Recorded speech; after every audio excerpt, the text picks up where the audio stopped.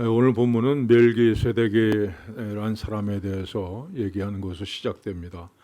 멜기세덱에 관하여는 우리가 할 말이 많으나 너희가 듣는 것이 둔함으로 설명하기 어려우니라.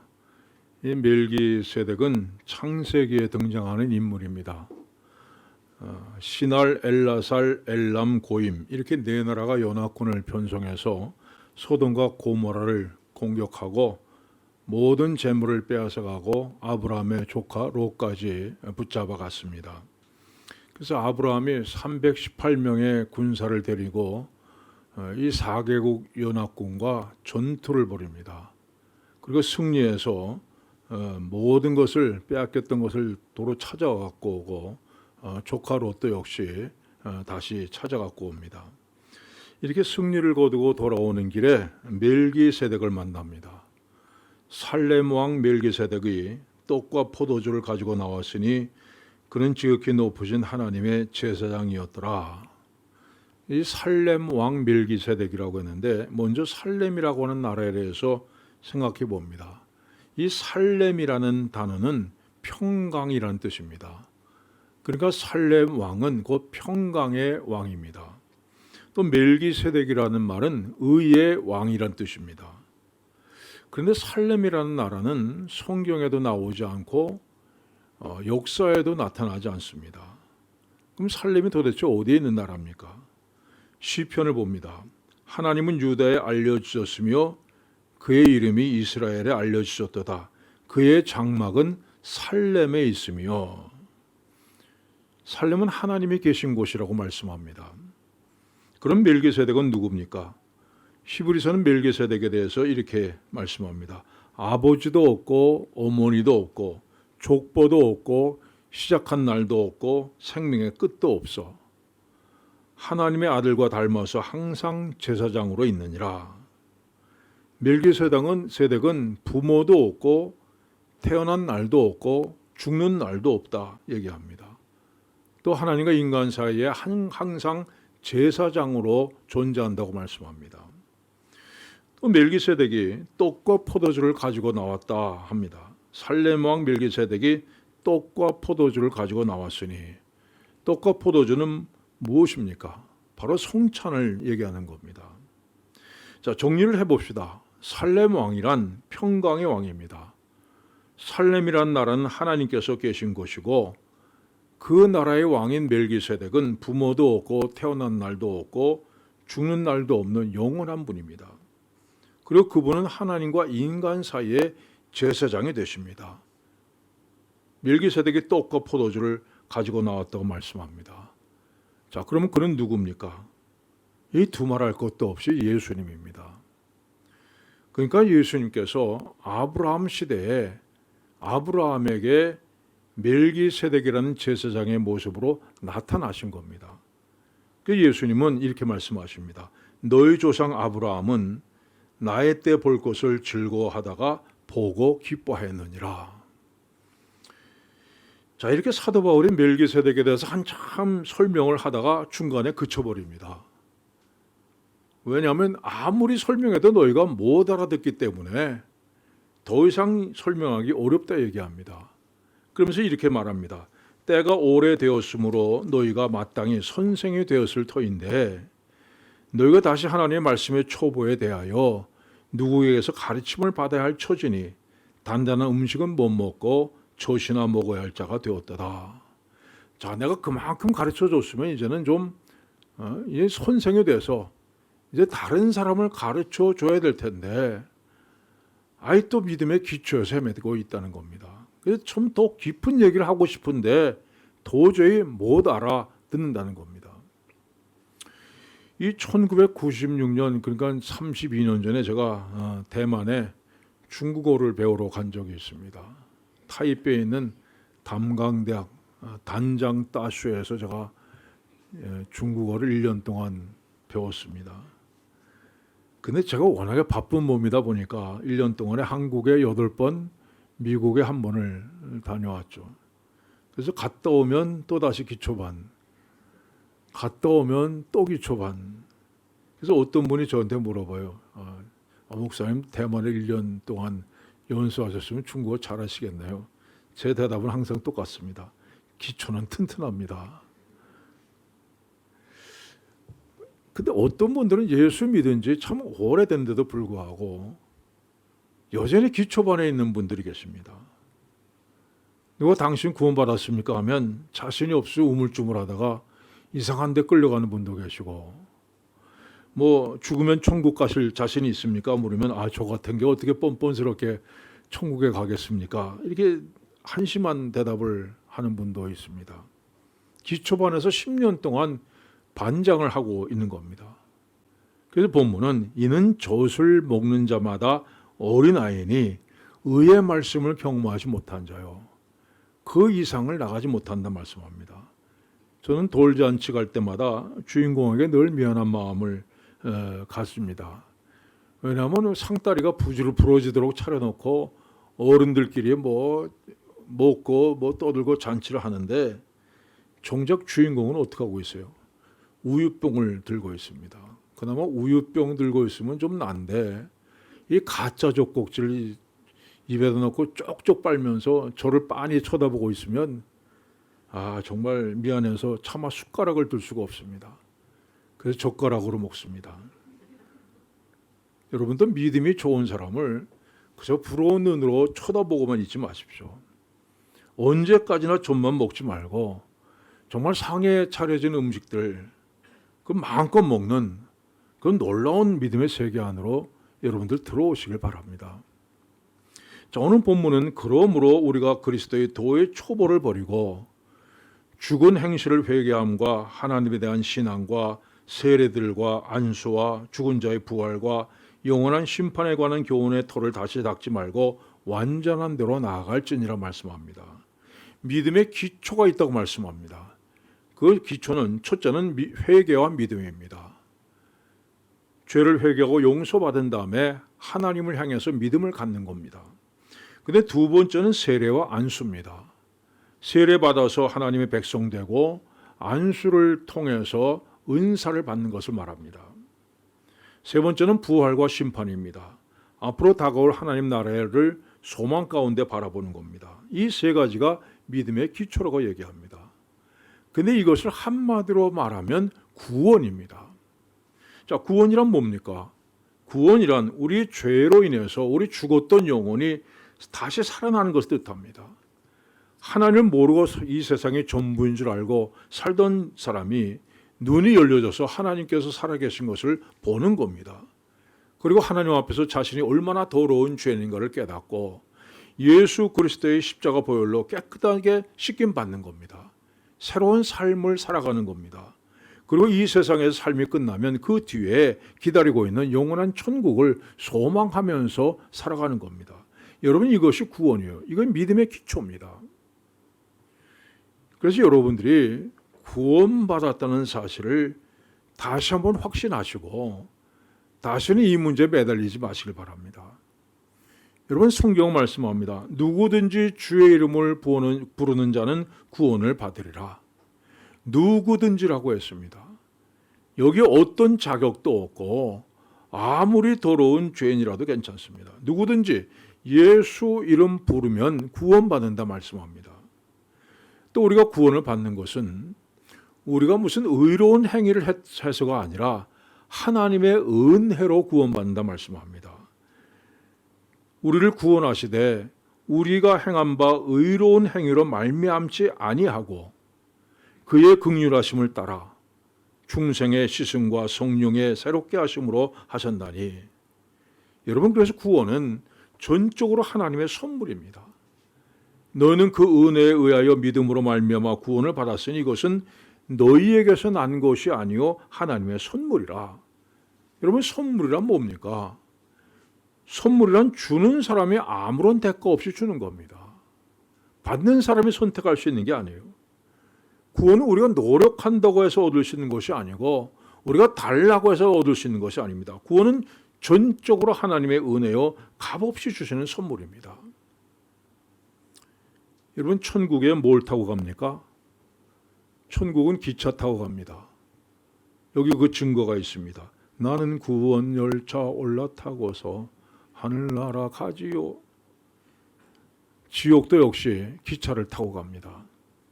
자, 여러분이 기차를 탔는데 지옥행 특급 열차를 탔어요.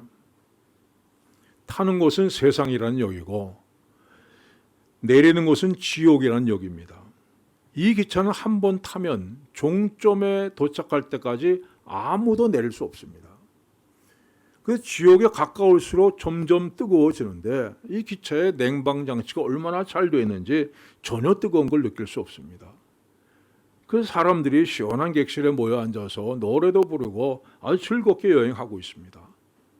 아무도 이 기차의 종착역이 어딘지, 거기에 가면 어떤 일이 벌어지는지를 모르고 신나게 여행을 하고 있습니다. 그런데 하나님께서 우리를 불쌍히 여기셔서 지옥행 열차에서 순간적으로 천국행 열차로 옮겨 태우셨습니다.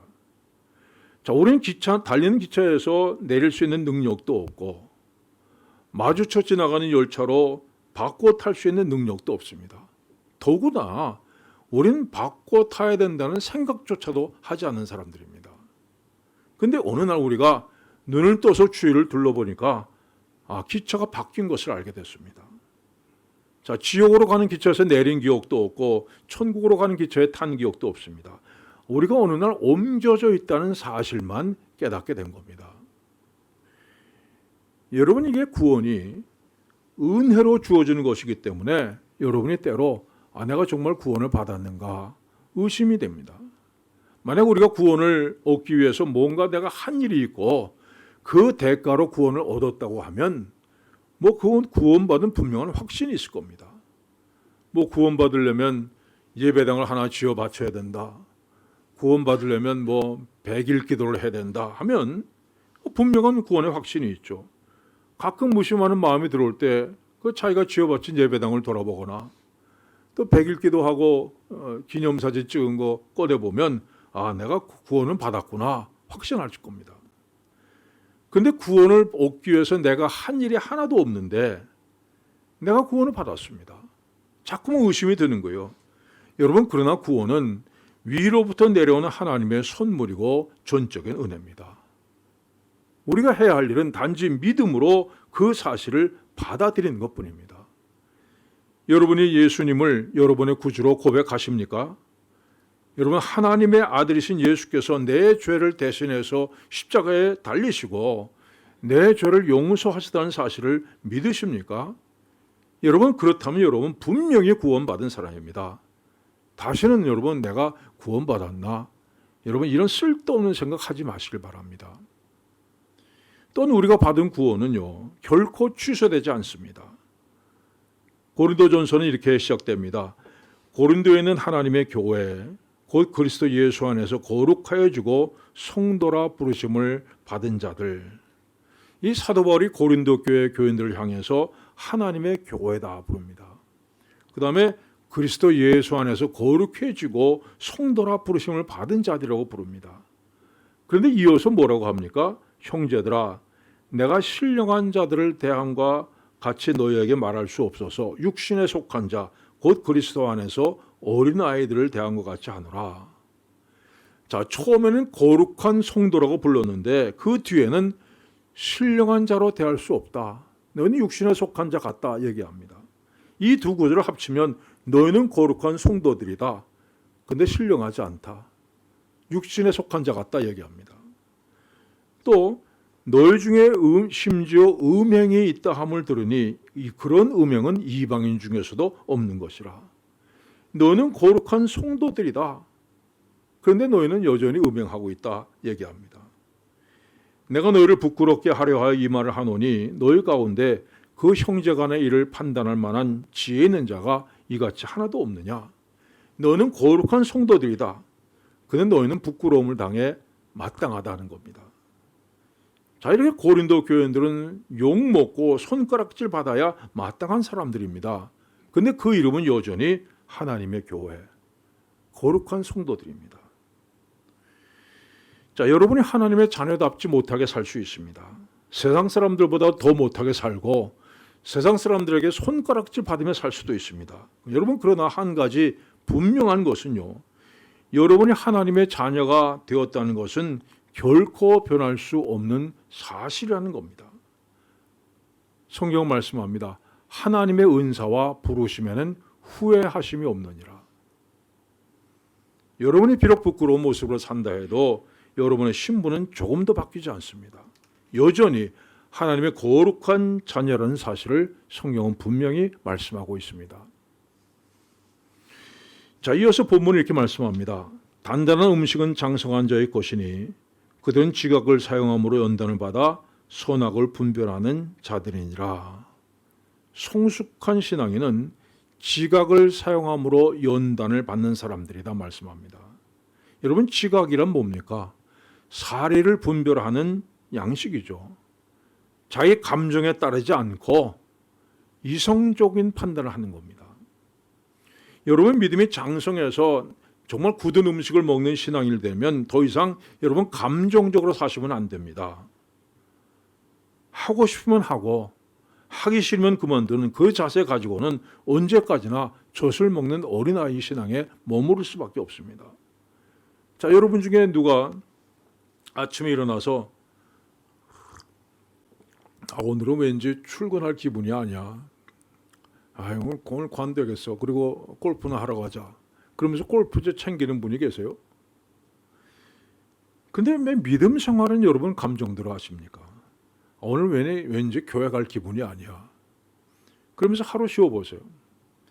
여러분, 그 다음 주 되면 몇 배나 더 교회 가고 싶은 기분이 아닐 겁니다. 여러분이 언제 오늘 왠지 정말 모르게 성경을 읽고 싶어.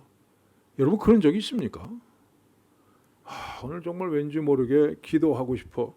그런 날이 단 365일 중에 단 하루라도 있습니까? 여러분, 믿음 생활을 감정에 따라 하면요, 그 믿음이 절대 자라지 않습니다. 믿음 생활은 자기와의 싸움이고 환경과의 싸움입니다. 하나님의 말씀대로 살기 싫어하는 나 자신, 이 게으름과의 싸움이고 하나님의 뜻대로 사는 것을 방해하는 환경과의 싸움입니다. 이 싸움에서 이기셔야 합니다. 단단한 음식은 장성한 자의 것이니 말씀했습니다. 어떤 사람이 이런 마음에 상처 주는 말을 했습니다. 집에 들어와서 곰곰이 생각해 보니까 정말 그렇게 억울하고 그렇게 분할 수가 없어요. 내가 지금 당장이라도 달려가서 좀 한바탕 해주고 싶은 마음이 듭니다. 여러분, 이건 단단한 음식이 여러분 윗속으로 들어간 겁니다. 이것 때문에 소화가 안 되고 병이 나는 사람은요, 아직 어린아이 신앙입니다. 장성한 사람은 단단한 음식이 위에 들어있을 때 즉시로 그걸 소화할 수 있는 소화액이 분비됩니다. 누구든지 내 오른편 뺨을 치거든 왼편도 돌려대라. 너희 원수를 사랑하며 너희를 박해하는 자를 위해서 기도하라. 하나님의 말씀이라고 하는 소화액이 분비되는 겁니다. 그래서 그 단단한 음식을 걷더니 소화해냅니다. 더 건강해집니다. 어떤 오해도 견딜 수 있고 어떤 핍박도 참아낼 수 있는 정말 건강한 그리스도인이 되는 겁니다. 여러분, 이것이 지각을 사용하는 사람들입니다. 감정대로 하면 당장에 어떻게 하고 싶지만 지각을 사용하는 사람은 깊이 생각합니다. 과연 내가 어떻게 하는 것이 하나님의 뜻에 합당한 것인가? 내 감정대로 사는 것이 아니라 하나님의 말씀대로 사는 겁니다. 당장 먹기 쉬운 것이 아니라 먹기 힘들어도 단단한 음식을 먹는 그런 연습을 하는 것입니다. 사랑하는 여러분, 믿음의 초보에서 벗어나시기 바랍니다. 가장 기초적인 것 가지고 여전히 이렇고 저렇고 하는 그 상태에서 이제 벗어나시기 바랍니다. 하나님 말씀을 통해서 정말 완전한 믿음으로 나아가는 여러분들 되시기를 간절히 축원합니다. 기도하겠습니다. 하나님 아버지, 우리의 믿음이 여전히 어린아이 수준에 머물러 있는 것을 깨닫습니다. 나날이 우리의 믿음이 자라나서 그리스도의 장성한 분량이 충만한 데까지 이르기를 원합니다. 성령께서 저희를 도우셔서 날마다 성장하는 믿음이 되게 하여 주시고 우리의 기분, 우리의 감정이 아니라 오직 하나님의 말씀으로, 하나님의 말씀이 우리 속에 들어와 그 말씀이 우리를 성장케 하여 주시옵소서. 예수님의 이름으로 기도하옵나이다. 아멘.